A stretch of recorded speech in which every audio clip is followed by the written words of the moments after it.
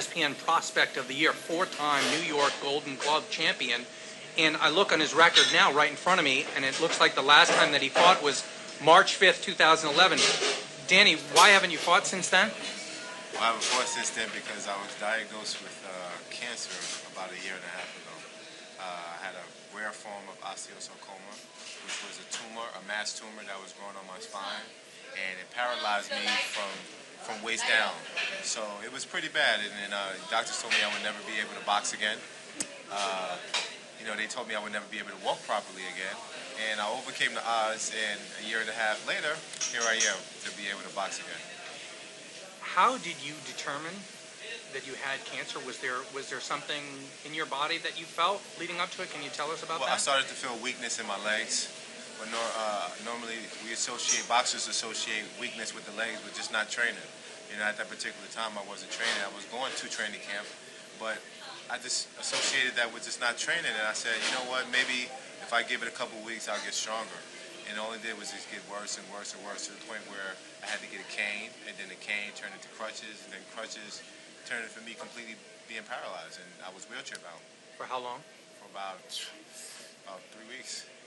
Okay, could you let us into the mind what happens when that happens to any person, but particularly an athlete who is used to being able to do what they want, when they want, with their body? Tell us about that, please. It's horrible.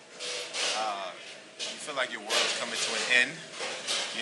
For me, when the doctors told me I would never be able to box again, it was the worst thing you could possibly tell me. I've been boxing for half my life. This is what I love to do. And for them to tell me I could never do what I love was horrible.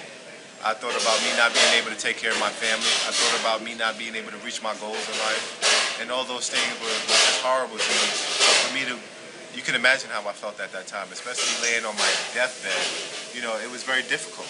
So I just persevered, and I overcame, and with the faith of God and with the determination that I had, it led me through it.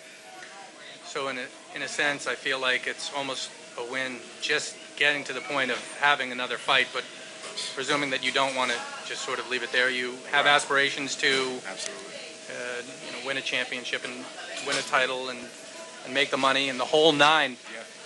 Have you been compromised at all physically by the cancer? Are you as good as you were before? I think I'm actually better. It sounds a little bit weird, but that's why I consider myself to be the Lance Armstrong of boxing, because Lance was actually better once he was stricken with cancer and he came back. He did so much better. And that's how I feel, especially mentally. I mentally feel stronger. It's fighting everything that I fought in the past year and a half, from learning how to walk. That in itself. And then the radiation treatments that I had to get, 25 counts of radiation treatments. That's a fight in itself. So mentally, I'm strong. It's just the physical part that we have to do. And that's, I've been boxing for almost 11 years. As I think about the radiation treatments and paralysis and such, I'm struck by the fact that I just don't know how I'd be able to handle it and have anything left mentally and emotionally.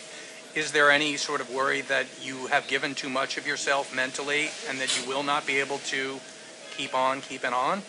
No, it's an everlasting fight. It's more than just boxing. It's the fight to win in life. That's what keeps me going. Because I have a 3-year-old son, and to see his father give up, especially after everything I've been through, I want my son to be able to say, my dad never gave up. My dad always reached out for his dreams and shot and did the best he possibly can. Because that's a man, and I want my son to grow up to be a fine young man. So to give examples of what a real man should be, and a real champion, a real warrior, he's going to know that. Danny Jacobs was left on his deathbed. He was paralyzed, and on his deathbed a year and a half ago, he's fighting October 20th, the Barclays Center. Danny, thanks for your time. Thank you.